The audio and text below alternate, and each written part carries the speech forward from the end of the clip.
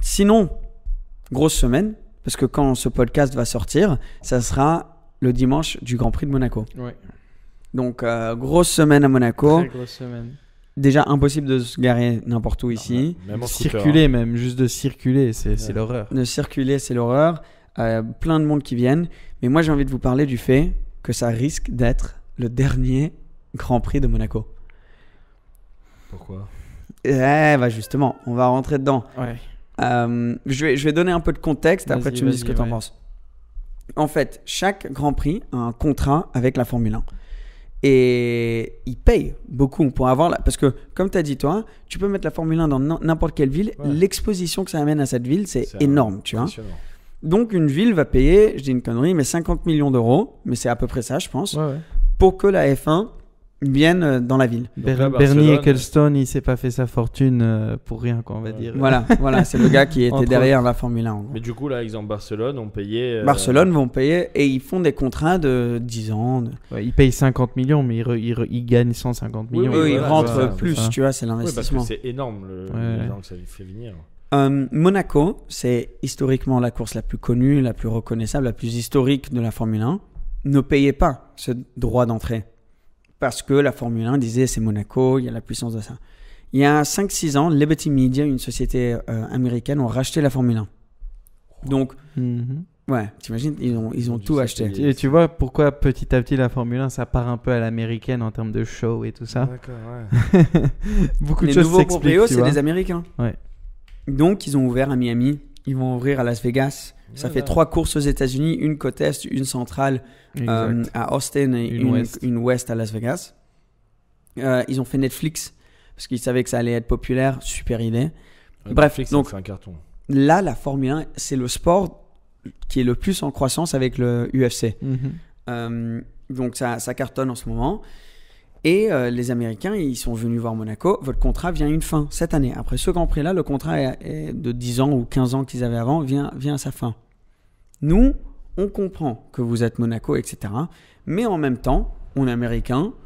On s'en fout un peu plus que les autres, en gros, de tout ce côté-là. Donc, on va vous demander de payer maintenant. Mais on comprend que c'est Monaco. Donc, pas les 50 millions, peut-être 25, 20 millions.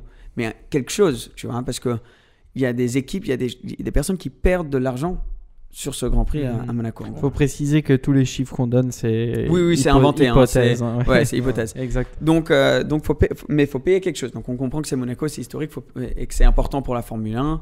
On peut pas juste lâcher l'histoire pour tout recommencer. Voilà. Donc ils font ça et Monaco, en gros, disent ben non. Enfin, nous, on est Monaco, c'est le Grand Prix, on n'a jamais payé, on va pas payer. Il ramasse aussi parce que les gens qui viennent, là, tu vois les bateaux qui arrivent. Ouais, non, mais Donc, c'est c'est un business super aussi pour eux aussi. important pour. Oui et non. eux. Parce que Monaco, pour avoir lieu, doit fermer économiquement le pays pendant 3 jours. Ouais, mais j'ai ça, vu c'est une vraiment- étude que ça coûte vers 80-90 millions à Monaco, tout le setup, tout le truc. Et que ça leur rapporte 300 à 350 C'est ça. millions. Ouais, tu mais vois. bon, là, du coup, la marge, elle est moins s'ils payent déjà 20 millions. S'ils 30 payent 20 millions, de plus. donc oui, mais bon, tu gagnes quand même Oui, tu 250 gagnes millions. toujours. Quoi.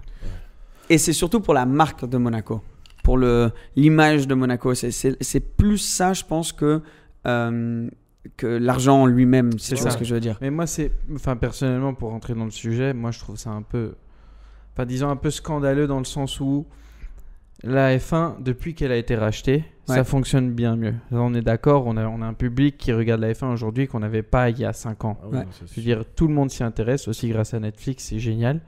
Mais en même temps, on est en train de perdre un peu l'âme de la F1. Ouais. Un peu comme on en discutait, tu vois, quand on parlait avec Romain Grosjean.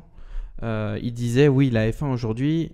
Enfin, par exemple, Chacun pour lui, dans son coin. voilà, un peu chacun dans son coin. Le IndyCar aujourd'hui, c'est la F1 des années 80. Ouais. Le temps d'où la F1 avait son âme, était à fond, tout le monde se connaissait, tout le monde était ami. Aujourd'hui, tu n'as plus vraiment ça. Aujourd'hui, c'est devenu un gros show, tout le monde est dans son coin. Ouais. T'as C'est cet plus aspect. à l'américaine. Ouais. C'est ça, exactement. Les gens sont des rivaux et ils agissent un peu dramatiquement pour un peu nourrir ce drama. Mais pour moi, c'est pas. Enfin, disons, Monaco, c'est peut-être la course la plus légendaire sur le track de la F1. Tu peux pas enlever Monaco de ça. Donc, Ouais. Et je veux dire, Monaco a failli être annulé déjà l'année passée à cause du Covid. Ouais. Et si Monaco n'avait pas lieu 2 années d'affilée, il l'enlevait. Il disait, bon, c'est bon, on a prouvé qu'on n'a pas besoin de cette course, donc on va l'enlever. Monaco, ils ont fait le forcing, ils ont dit, non, les gars, c'est bon, on fait le Grand Prix. On le fait. Parce qu'ils ne voulaient pas perdre cette place. Mais de mettre la pression comme ça sur des choses qui, à mon avis, la Formule 1 se porte très très bien par elle-même, c'est sûr qu'après tu fais du favoritisme, ça tu veux pas.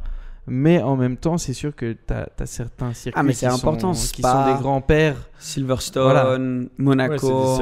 C'est des circuits historiques. Légendaires. Alors, moi, pour aller dans... je suis complètement d'accord avec toi. Déjà, moi, je veux dire que ça serait tellement triste.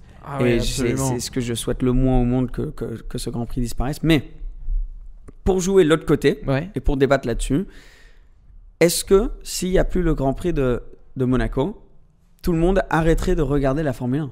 Non. C'est ça le truc. Les gens continuent. Les gens ils continuent. L'année prochaine, tu as Bahreïn en première course. Les gens ils vont regarder. Ils vont pas arrêter de suivre Verstappen, Leclerc, la bataille. Ils vont continuer à regarder. Ça sera un débat. D'ici 3 ans, tout le monde aura limite oublié, internationalement, je veux dire. Tandis que Monaco, au passage, c'est pas pareil. Genre, la F1 n'a pas tant besoin de Monaco. Oui, ils en ont besoin, c'est très important. Mais par contre, Monaco c'est essentiel pour Monaco d'avoir la Formule 1, tu vois. Ah oui, absolument. Donc, c'est un détail tout bête, mais genre, moi, même l'Automobile Club, là.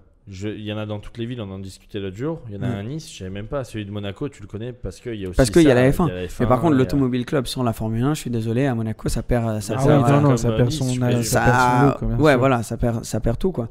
Donc, du coup, c'est essentiel pour Monaco. Et c'est pour ça que ça m'étonnerait que ça se passe. À mon avis, c'est du forcing, je pense ils sont en train de négocier. Ils vont lâcher un peu, ils vont dire. Mais à la fin, si c'est vraiment en mode, ok, ils vont se casser si on paye pas, à mon avis, Monaco, c'est bon, ils vont le faire. Mais voilà, donc ça c'est la situation où pour moi ça m'étonnerait que Monaco, ils peuvent pas perdre le Grand Prix. Mais il y aura un accord. Moi je comprends aussi du côté des Américains où ils disent écoutez, on vous demande pas de payer comme les autres. C'est ça le truc. S'ils demandaient, c'est déjà énorme. On parle quand même de sommes gigantesques. On vous demande juste quelque chose, un geste. Non mais c'est quand même énorme. Enfin, de faire une avance de 50 millions. Enfin, je sais pas les chiffres. Même si tu récupères derrière, t'imagines d'un coup tu verses 50 millions et il y a un Covid encore. T'as pas de grand prix. Ouais, non, c'est sûr. Là, c'est quand même c'est sûr. Mais c'est comme nous, on a souvent dit, et c'est une expression, je crois que toi, je t'en ai parlé souvent. Je trouve qu'il y a une très fine ligne entre la confiance et l'arrogance. La confiance de savoir ce que tu amènes à la table et où tu peux négocier pour qu'on n'abuse pas de tes pouvoirs, et l'arrogance où tu penses que tu es plus puissant que tu ne l'es vraiment. Irremplaçable. Et là, je pense que vouloir le faire sans payer, c'est de l'arrogance de la part de Monaco. Accepter la moitié prix ou quoi, ça serait de la confiance pour dire oui, on est assez puissant pour payer la moitié de les autres. Ça, je suis d'accord. Ouais. Mais payer rien et perdre le Grand Prix, ça serait preuve de beaucoup d'arrogance. Ah oui, non, là, c'est sûr. Ouais, et surtout qu'ils sont puissants, ils peuvent payer même comme les autres. Ouais. Mais c'est juste une question de... Je pense que pour eux, c'est plus une question, peut-être de fierté, de principe, tu vois. Comme tu dis, ils n'ont jamais payé, pourquoi est-ce qu'ils devraient payer aujourd'hui ? C'est un argument, mais en même temps, si tout le monde y met de sa bonne volonté, et que eux veulent aussi leur donner un prix un peu rabaissé, je veux dire, ils peuvent aussi faire un petit effort. Aussi faire un effort parce que c'est le Grand Prix de Monaco, c'est le plus grand événement ici. Je pense que économiquement, c'est pas juste pendant la semaine du Grand Prix que c'est important, mais c'est pour Monaco à l'année, c'est important. Tu vois, si la semaine, mais par exemple, si l'année passée il y avait eu ça et que Monaco devait quand même payer quelque chose au groupe, je pense que là Monaco s'en serait très mal sorti parce qu'ils ont déjà eu une année difficile à cause du Covid dans la principauté. Alors, ils ont plus tous les Russes aussi qui vont venir parce que bien sûr, il y a quand même économiquement avoir un effet ici. Ils ont gelé tous les comptes des Russes ici. Je veux dire, ils ont fait le travail qu'il fallait. Beaucoup de thunes ici. C'est sûr, oui. On a des fortunes ici à Monaco de Russes qui sont énormes. Ça, c'est certain. Ouais, les plus gros, quoi. Ouais. T'imagines les milliards d'euros qui ont été confisqués ici, ça doit être...